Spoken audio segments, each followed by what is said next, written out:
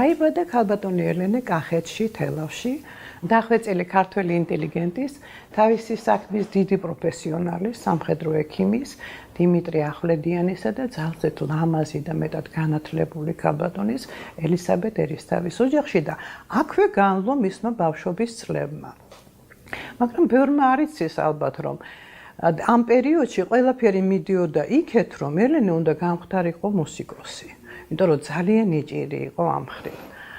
მაგრამ ოჯახი 1911 წელს ჩამოდის საცხოვრებლად თბილისში და ელენე შეჰყავთ ქალთა მეორე გიმნაზიაში, სადაც ხატვას ასწავლიდა ცნობილი პოლონელი მხატვარი და პედაგოგი ნიკოლაი სკლიფასოვსკი, რომელსაც ასევე პოლონელ მხატვართან ერთად ფოგელთან ქონდა ოსტრიანი სამხატვრო სტუდია და თან იყო ასწავლიდა გიმნაზიაში.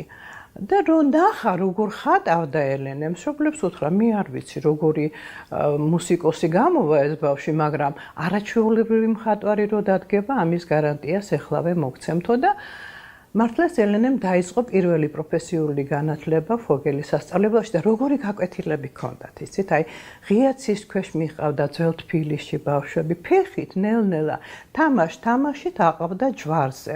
ყველაფერმა ამან უკვალოდ არ ჩაიარა, ელენე გახდა პეიზაჟისტი მხატვარი და 1919 წელს თბილისში მოეწყო პირველი დიდი გლობალური გამოფენა ქართველი მხატვრების და აი ამ ქართული მხატვრობის დიდ კორიფეების გვერდით გამოიფინა ამ პერიოდისთვის არავისთვის ცნობილი ელენე ახვლედიანი 4 გრაფიკული ნამუშევრით. ეს სახლი საერთოდ 2 საუკუნის სახლია. ელენეს გადასცეს ეს სახლი როგორც სახელოსნო 1930 წლიდან.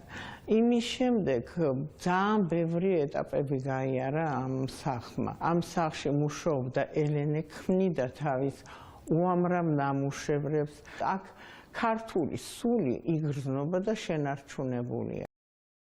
გადაწყდა საბოლოოდ ბედი მისი, რომ გამხდარიყო მხატვარი და 22 წელს მოგეხსენება თბილისში იხსნება სამხატვრო აკადემია და ერთ-ერთი პირველთაგანია სტუდენტთა შორის ელენე ახვლედიანი მოხვდა გიგო გაბაშვილის კლასში, იმედსადინა 1 წელი ძალიან წარმატებულად გიგო გაბაშვილთან და როგორც წარჩინებული სტუდენტი გააგზავნეს იტალიაში და საფრანგეთში სწავლის გასაგრძელებლად.